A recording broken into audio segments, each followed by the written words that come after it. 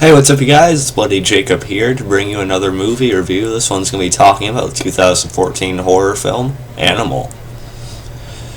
And yeah, I really wasn't planning on this review, but I was up late last night, just kind of, browsing around, scrolling through Netflix. And yeah, I ran across this horror movie that I had actually been a little bit curious about when it first got released. And that's because of one particular name in the movie, and that is Elizabeth Gillies. Now, Elizabeth Gillies, I really liked her in Victorious. I loved her in Victorious. Yes, I watched that show. And I also liked her in... I even watched her in that Lifetime movie, Killing Daddy. And I also liked her in... why is it slipping my mind right now? Give me a second, guys.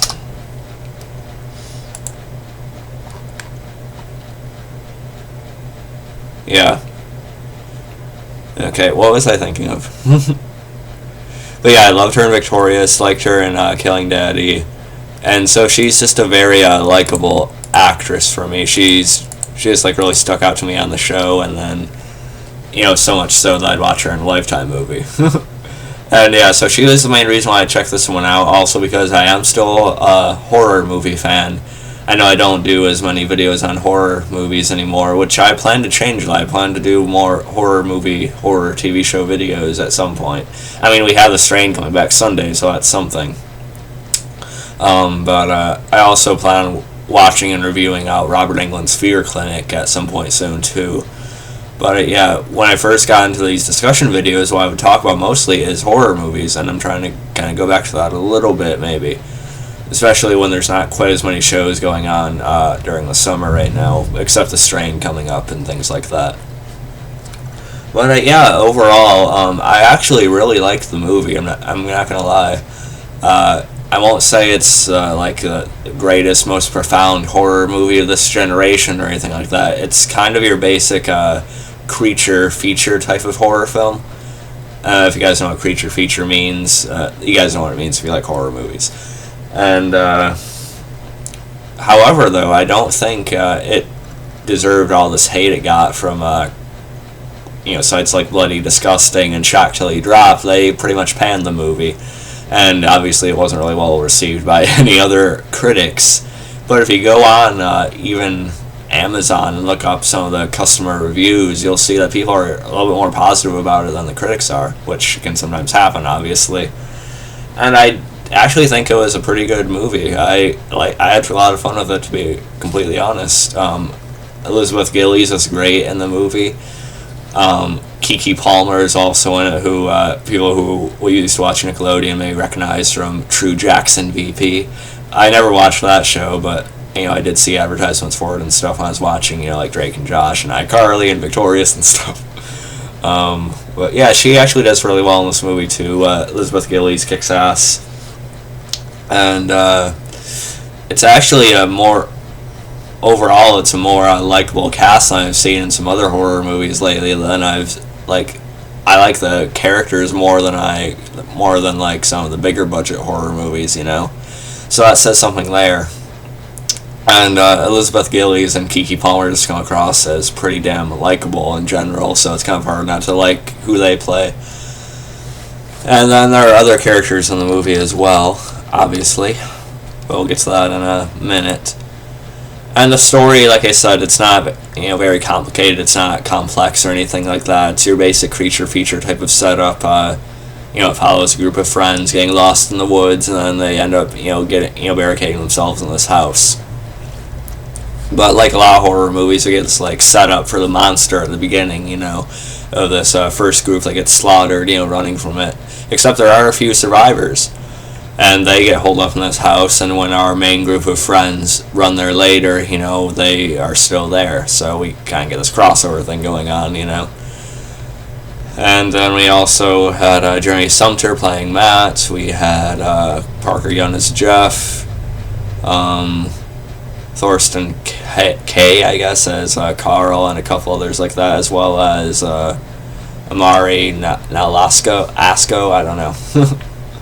But yeah, the characters I thought were pretty likable in this movie, or at least more somewhat more interesting than your typical teenage horror movie. Like I said, it's better than a lot of the more promoted ones nowadays, so that has to count for something. And the creature itself, the design for it actually isn't bad, really. Some people were kind of comparing it to the creature designs from the movie Feast. The Feast movies, I've never watched those, but I did look up what the monster looks like in that.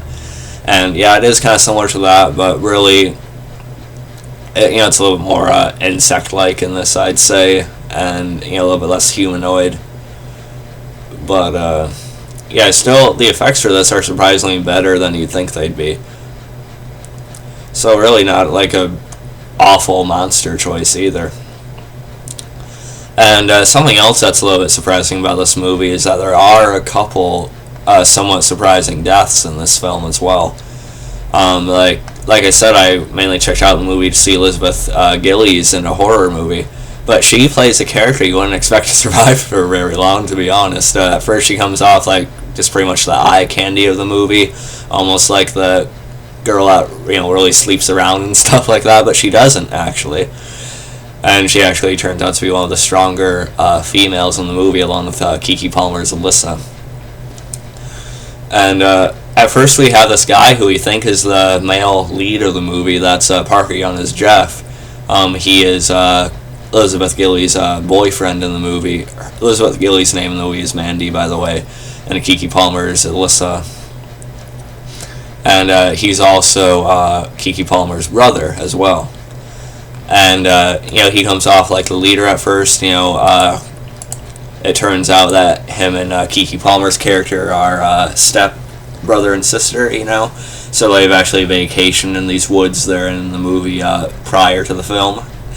And so he's acting like the leader of the group. And things go wrong, he's trying to direct them and guide them and stuff like that, telling them to get past the peaks and stuff like that. But he actually ends up getting killed off pretty early into the movie. That one of the creatures ambushes him, and then basically he gets his guts torn out, and then he gets devoured, basically. So that was pretty shocking, actually. I thought he was going to be like one of the last couple left. He might have been the one to survive too. I don't know, but he got killed off, and so I was kind of surprised by that. And then there's like one other character death in the movie towards the end that's kind of unexpected too, but we'll get to that in a few minutes. And like I said, when the rest of our group, like Elizabeth Gillies, like Mandy, Alyssa, Matt, Sean, played by Paul, I can't pronounce names right, but he's a gay character in the movie, and he's actually kind of funny in it. I liked him, and we find out more about his character when they get holed up in that house. And then, but as they run to the house, they encounter, like I said, some of the characters we've seen from the attack in the opening part of the movie. Like they meet up with Carl, Douglas's wife. No, not Douglas's wife. She was the one killed at the beginning. But Vicky, who is Carl's wife in the movie, and they've basically been holed up there. They haven't said for how long, but I feel like it's been, I don't know, I'd say a few weeks maybe, or a month or two, I don't know. But, they kind of go silent when they're asked about how long they've been there. There is, one issue I have with the setup in this, though, but before I get to that, I do want to say I like the whole isolated feeling of the movie. If you guys seen my 30 Days of Night review, not that I'm saying it's on the same level as that movie, don't take that and think that in your mind. It's not. But, it's a very different horror movie than that, too, so you can't really compare them too well either.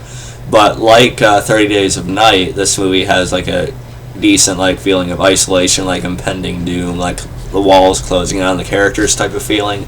And that's one of my favorite things in horror movies when they're doing that, because 30 Days of Night had that feeling of isolation and doom with, that small Arctic town, and it was just, the atmosphere was just so great in that. This isn't quite on that same level, but I do like when the characters are holed up in this one place. It makes it feel even worse and even more lethal than it could be. And they did that to a decent level with this movie. The atmosphere wasn't quite what it was in 30 Days of Night, but again, this isn't a comparison video. But I did like that they had a bit of that in this movie. And but one thing I didn't like about the whole setup in the house, once they get there, they're there for the whole movie, by the way. And one thing I didn't like about it, though, is, they had all these barricades against all the windows and doors. They've been pretty much obsessing over, like the people who have been there from the, that first opening part of the movie, they've been obsessing over, barricading all, like, every entry point. And we get the sense that this creature that's been chasing them around and, eating people, is trying to, like, figure out all these different entry points any way it can. It's constantly searching and stuff like that, which gives off, that has more intelligence than you'd initially think with it. And which is good, but my issue with it is that they gotta barricade the windows more. Like, seriously. Because on some windows, you see they only have, like, one or two, maybe three boards of wood covering it. And there's, like, obvious openings and stuff like that. And Creature comes off like he's strong enough that he could just bash through one of these windows pretty easily. I don't know why he doesn't. I feel like he obviously easily could have. But that's one of the little flaws with the setup in this movie. But, you can kind of get past it. And, let's see, what else? Yeah, like I said, there is more to some of these characters in the movie, like Douglas. He's this bald guy with a beard. He's one who's the girl at the beginning was his wife that was killed, and so that's why he's a little bit more of an asshole in this movie, pretty much. But he's also kind of the more realistic one. But he's also the douche asshole, like I said. But at the same time, he's one of those guys that when you hear talk, in a way he's right.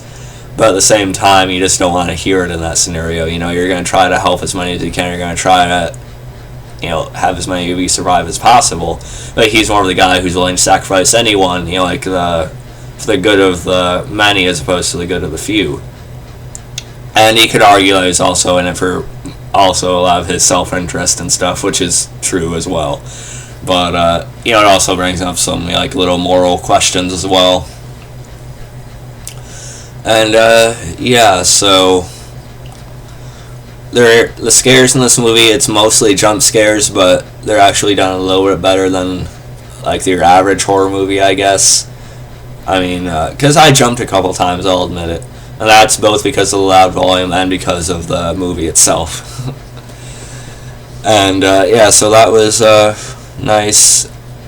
And then Carl is, the middle-aged guy with a beard and longer hair and stuff. He's kind of he becomes more of the leader in it. And we actually get a little bit more from the characters of Mandy, Alyssa, and Sean. The three friends that are left there. And of course, Matt is Alyssa's boyfriend. Excuse me, Keke Palmer's boyfriend in the movie. He kind of thought he was going to be the final guy, but he ends up going out to try and get to the road to draw the creature out, saying he could, outrun it because he feels like it's slow. But he ends up getting caught, of course, and he's dragged down to the cellar eventually. And when they bring his body back up, he's, barely still alive. And then Douglas ends up just bludgeoning him to death because, as he said, his clock was already going down anyway. But Douglas had previously wanted to use Matt as something to chew on so the creature would be distracted while the rest of them ran for it. But, yeah, so there's that. That wasn't the other surprising death I was referring to, though. I'm getting to that.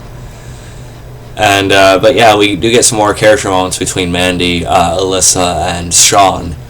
Sean is the gay character, of course. And, we find out that, he had actually been having a bit of a love affair with, Jeff, who is, Alyssa's brother and Mandy's boyfriend, who is the kind of the guy who we thought was going to be the main character in the movie that was killed off in the beginning. And he tells Mandy that he was in love with Jeff and that wasn't one-sided. And so he had a little bit of tension, ignite between them there, so that was kind of funny, sort of. But I still feel like Sean is coming across as pretty likable because he was trying to get all this off his chest as he felt like he was going to die. And yes, he did die a little bit later into the movie. Pretty brutally as well. Most of the characters that are killed by the creature in this movie are stabbed and then they're gutted and then they're pretty much they pretty much had their guts eaten out. So yeah, it's pretty brutal, and the blood effects are actually pretty solid in this movie too. I like them. And let's see, what else do I want to mention specifically about it?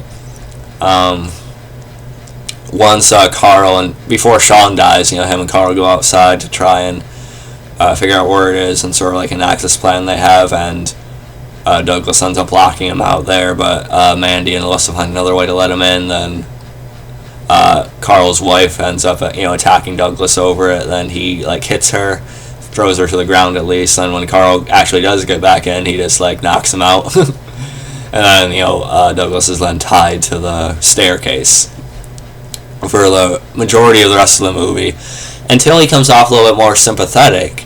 But then when they let him out, that's when he bludgeons Matt, like I said earlier. And then he ends up getting killed by one of the creatures shortly thereafter. And also something else about the creature. There turns out to be more than one in this movie. They do end up killing one of the creatures. They trap him in this little space inside the house, and then they had gasoline poured all over it. Then they lit it up on fire and basically had it incinerated. But then there's a surprise attack, and this is when the Sean character is killed. It turns out to be a second one, but there actually turns out to be a third one too, but we'll get to that in a minute. And let's see what else. I'm just saying, I remember the ending to it. I just want to make sure that there's nothing else specific I wanted to mention about it. I mentioned Douglas's death. I mentioned Sean. Carl dies as well. He kind of sacrifices himself. He tries to fight the creature head on, but he ends up getting torn apart too. We don't see much of it on screen though, but we see his blood spattered against the light, and then we see his body later on. So there's that. And like I said, Elizabeth Gillies' character, Mandy, in the movie, she comes off like the female you'd expect to definitely be killed in the movie, but when things start going down, yes, she's afraid, but at the same time, she kind of has more of a strength than some of the other characters do in the movie, which I was surprised by. So it's good that she turned out to be more capable than we originally thought. She's more than just eye candy in the movie, so that was good. Especially considering Elizabeth Gillies is the main reason I watched the movie in the first place, But, it ends up that last few is Alyssa, Mandy, and Carl's wife, Vicky. Vicky's pretty distraught over Carl when she sees his body, understandably so, but she ends up getting picked off by the second creature who shows up that also killed Sean. Of course, the first one was killed in that fire. And Mandy, of course, Gillies, and Alyssa, Keke Palmer end up running out. They're trying to make it to the car. But, of course, yes, there are a few horror movie stereotypes in this movie, Like, Elizabeth Gillies ends up tripping, of course, just like one of the other black girls did at the beginning of the movie. And it was kind of weird because, like I said, it was just talking about Mandy's surprising strength in the movie.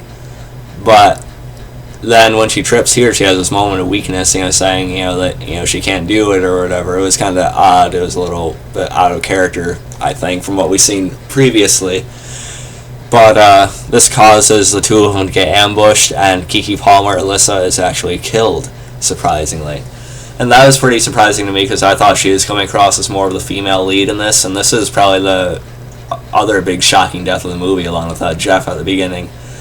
But I approved of it because I was watching it for Elizabeth Gillies in the first place, so I was happy that she turned out to be the final girl in the movie, which was awesome.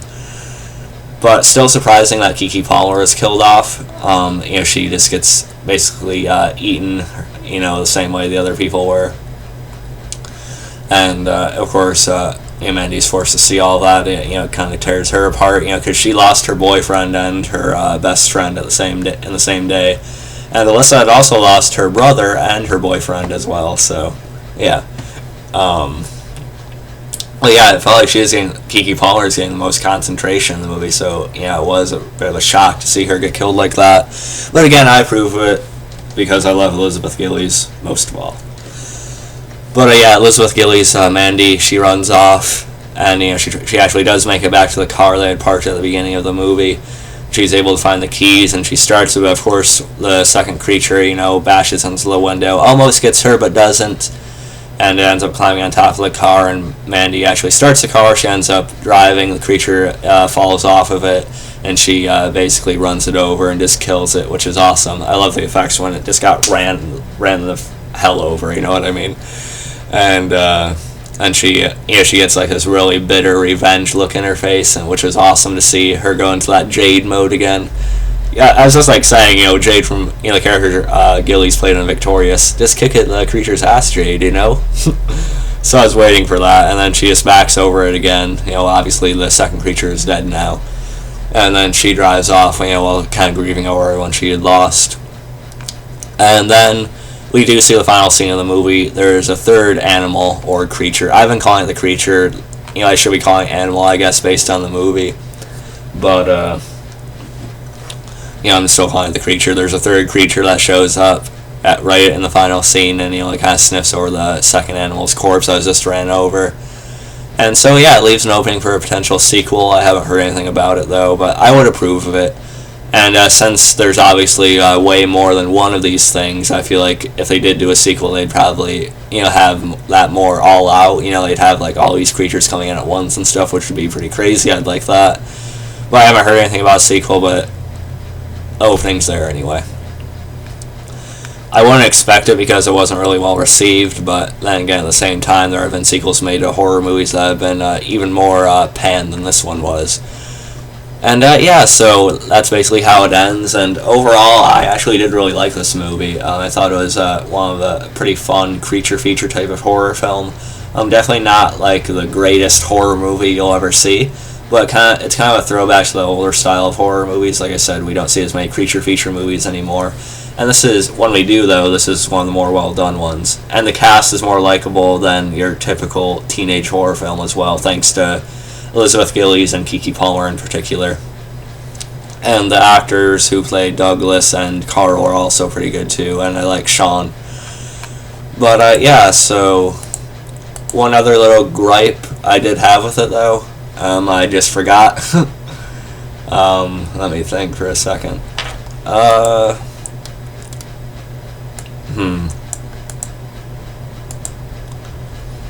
Yeah, I can't really remember. There was one other little pick I was going to talk about, but...